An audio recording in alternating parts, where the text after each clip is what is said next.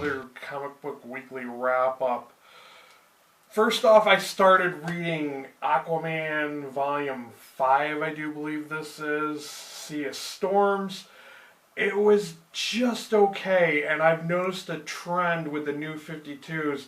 Like, they start off really strong with the first 3 volumes, and then they just start to really tank after 4 and 5. So, of course, there's still the conflicting, like, deal with Atlantis and the surface world, and how the Atlanteans don't really trust Aquaman because they feel like he's more biased towards the surface world. So it kind of revolves mainly around that theme for this one, and how they're jealous of his queen. I think her name is Mara or whatever, but they kind of really are distrusting of her because she's from this other part of the sea called Zebulon, and I guess they used to be like outcasts from Atlantis or whatever. But yeah, I just basically the story revolves around that. So it was just okay. I think I only rated this one 3 out of 5 stars. It just wasn't that great. I mean, I love the other Aquaman books, especially Aquaman and the Others. That was like spot on, was really good. After that, I picked up Saga of the Swamp Thing, Book 2. This is written by Alan Moore. And of course, almost everything I've ever read by Alan Moore, I can't really think of any Alan Moore stories that I read that weren't that great. But this is just one of the reasons why Alan Moore is so great, is that he knows how to write good supernatural fantasy type literature. Like, he just totally spot on. Swamp Thing, he has this relationship going with Abby Arcane, and he literally goes through hell to save her. And I thought that was kind of cool that, you know, he'd be willing to do that for her. That's what made this whole story great for me. Most of this volume was really good, except for this one section where these aliens in like prime colored suits come from outer space, and their spaceship is shaped like a turtle. That was just really bizarre. This is some of that right there. And it was kind of wonky, and I really didn't like that. So, like, when I read that, I was thinking of rating this only 3 out of 5 stars, but it's still a good 4-star rating book. If you have not read any Alan Moore, but you're into supernatural, if you're a fan of Alan Moore, definitely check it out. But yeah, this was a very good volume. After that, I picked up Cable and X-Force Volume 1, Wanted. This is another startup of the X-Force team. It's another revamping of the book with a whole new lineup. It's got Forge, Domino, and Colossus, which I think is really weird. And for some reason, Colossus can't control his powers, or there's something going on with his powers, and that's why he has this new uniform, and it's got a turn dial where he can turn on and off his powers. And of course, there's Cable. Something's wrong with Cable. The last time I saw Cable in a story, I knew that like he would die, and if he died, they would have another clone available to replace the dead Cable. And of course, there's Dr. Nemesis from Utopia. I really don't 100% sure know what Dr. Nemesis is all about, but I know he's been in a lot of the Utopia X-Men books. But yeah, for some reason, Cable doesn't have the techno-organic virus. He's been cured of it. And of course, X-Force is still, you know, they're trying to take out, like, threats before they happen. Like, because Cable's got, like, this premonitions of things that are going to happen. Hope Summers is somewhat involved a little bit. She's Cable's adopted daughter or whatever. Well, anyways, there's a threat with a fast food joint, and they go to intercept and stop it.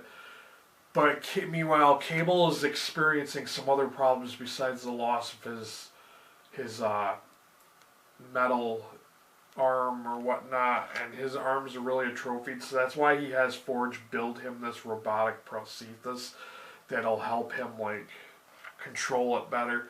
But this was a great story. I really enjoyed it. It kind of, somebody on the front cover is quoted as saying Mad Max meets Ocean's 11. Yeah, it is very spot on, pretty much like that. It's very gritty, action-packed. I don't think you'll be let down with this one, and I rated this one 4 out of 5 stars on Goodreads too. Next up we have New Mutants Classic Volume 4. This one has Legion in it, who is Xavier's son. But in the beginning of this story, he doesn't know that Legion is his son. A couple of the New Mutants kind of realize he looks like him, and they start to question it. Well, anyways, it's kind of weird, the ignorance of, the time period. It was written in the late 80s, but they kind of say that Legion is like autistic, and this is before they really understood what autism was, so it's kind of funny to see that in there.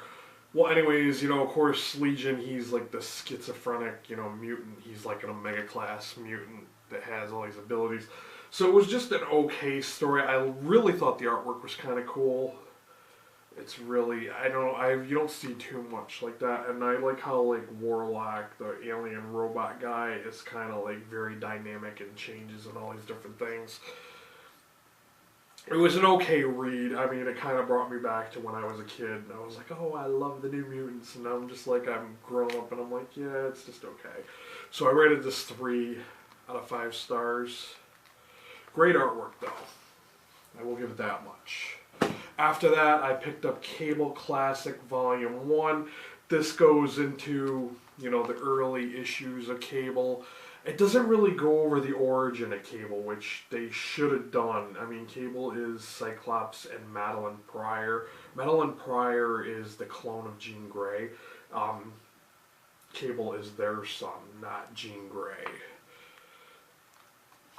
Well, anyways, I think I remember reading these I think I bought these issues when I was a teenager, and this was basically just a reread for me. And I think I remember why I didn't really much like this early Cable series, because it has Cable like, he's like an army type dude. It just didn't really have anything to do with X-Men or mutants or anything. And so yeah, this was just okay. I gave this one 3 out of 5 stars too. Next up we have Green Lantern Lights Out. I'm not sure which volume this is, but I can tell you right off the bat that it is a rehash. This is something that I had already read in another volume. I think it was in the one about the White Lantern, and there's this guy named Relic who's trying to suck all the spectrum colors out of the different rings and batteries and stuff. He thinks he's saving the world by doing this, but I'm not going to spoil how it ends in case you guys didn't already read it or you missed my last wrap-up review of this book. But yeah, it's just okay, and I think I rated this one 3 out of 5 stars. It was just a reread. I forgot that I had read it at first. I started reading it, and I was like, oh yeah, I've already read this. But yeah. After that, I picked up Northlanders Volume 2, The Cross and the Hammer. This was very, very good, and after having read the history of the Vikings, this series seems a lot more interesting now. Well, anyways, this is about the Viking occupation of Ireland and how, they first started trying to conquer Ireland, and there was resistance from the Celts.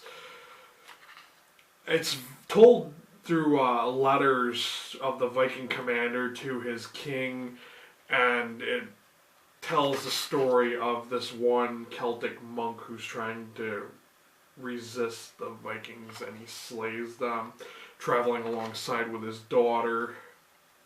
It's told through art mostly, and there's very minimal dialogue.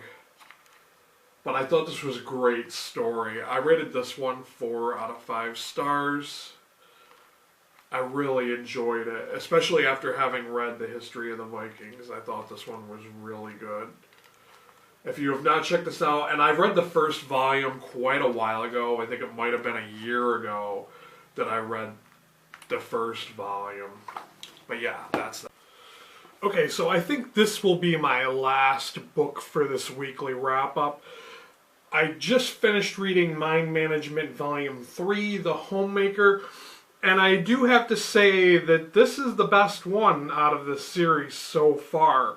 I just really didn't think that the first two volumes were that great. I think I rated those both 3 out of 5 stars.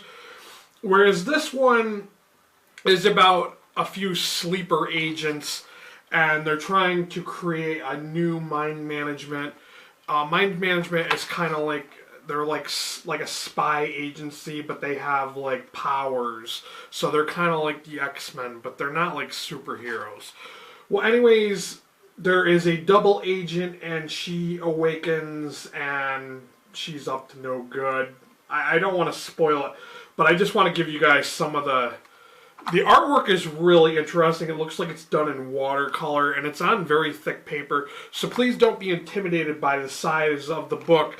And one of the cool things about these mind management books is there's a lot of hidden things. Like if you look very closely, you can see that there's text down the middle of the pages or at the edges of the pages, and that also helps fill in part of the story, and it adds to the story. So if you kind of, when you're reading a page, try to read those little side notes, because they kind of add to the story and make it a little bit more fun to read. And it ties in with the first 2 volumes, that like people hidden messages and stuff like that. And there's also some hidden imagery in some of the images too, which I thought that made this an epic read. And I rated this one 4 out of 5 stars. I really enjoyed this 3rd volume. Although it's not a standalone book, you kind of have to read the first 2 volumes to really know what's going on in this 3rd volume. But I really enjoyed this one. Like I said, I think that this one really fills out. And I think there are a few other volumes after this. I just don't know how far this series went. But like I said, I really enjoyed this one. I thought it was great. If you guys want to recommend me any books, let me know down below. I have a few things coming up that I plan on sharing with you guys when I film my next weekly wrap-up. Like, for instance, one of the guys that works at the college gave me, like, a big box of trade paperbacks, so it's pretty cool. I don't know. I don't think I'm going to do an unboxing or a book haul with those. I do plan on reading them in the near future. Well, let me know what you guys want to see. I mean, if you guys want to see me show you some of those books, I'm willing to do that, and maybe I'll do that in a weekly wrap-up. Like, just show you a few of them, just so you know what to look forward to in the near future. But thanks for watching. Until next time, later, guys.